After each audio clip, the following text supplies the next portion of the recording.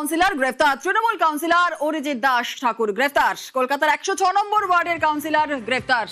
আরো একবার আপনাদের জানাই, কলকাতায় আরো এক কাউন্সিলর গ্রেফতার।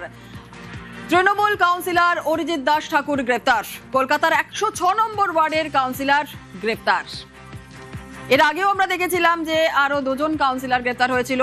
এবার কলকাতা আরো এক কাউন্সিলর গ্রেফতার। তৃণমূল কাউন্সিলর অরিজিৎ দাস ঠাকুর গ্রেফতার। কলকাতার 106 নম্বর ওয়ার্ডের কাউন্সিলর গ্রেফতার।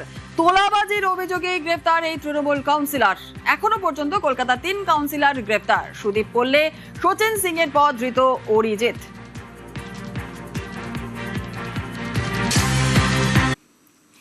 ভরাডুবির পর জোট বৈঠকে মমতা। 8ই জুন দিল্লিতে মমতা অভিষেক। ইন্ডি জোটের বৈঠকে যোগ দিতে দিল্লিতে।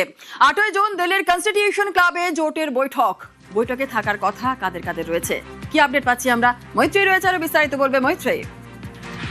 জুরানা, দেখো, এখনো পর্যন্ত যেটা জানা গিয়েছে যে 8 তারিখ ইন্ডিয়া জোটের একটি বৈঠক করার সিদ্ধান্ত নেওয়া হয়েছে এবং দিল্লির কনস্টিটিউশন ক্লাবে এই বৈঠক হবে।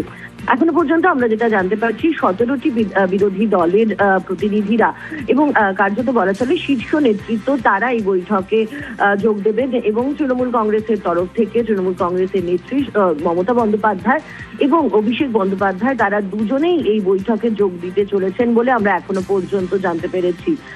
এর পাশাপাশি হেমন্ত সোরেন ঝাড়খণ্ড মুক্তি মোর্চার তরফ থেকে, সমাজবাদী পার্টি থেকে অখিলেশ যাদব, ওমর আবদুল্লাহর মতো নেতৃত্বের নাম শোনা যাচ্ছে, তারা এই বৈঠকে থাকবে এবং অবশ্যই কংগ্রেসের তরফ থেকে কংগ্রেসের শীর্ষ নেতৃত্বরা থাকবে এই ইন্ডিয়া জোটের বৈঠকে। যদি একটু পেছনের দিকে দেখা যায়, 2023 সালে শেষবারের মতো ইন্ডিয়া জোটের শীর্ষ নেতৃত্বরা তারা একসাথে বৈঠকে বসেছিলেন, সেটা লোকসভা নির্বাচনের আগে। তারপরে কিন্তু একাধিক ইন্ডিয়া জোটের বৈঠক হয়েছে, কিন্তু কখনোই একসঙ্গে এত বিরোধী জোটের যারা শীর্ষ নেতৃত্বরা রয়েছেন তারা একসঙ্গে বসেছেন সেই ছবি কিন্তু খুব একটা দেখা যায়নি এবং যেটা হতে চলেছে এই 8 তারিখ কনস্টিটিউশন ক্লাবে।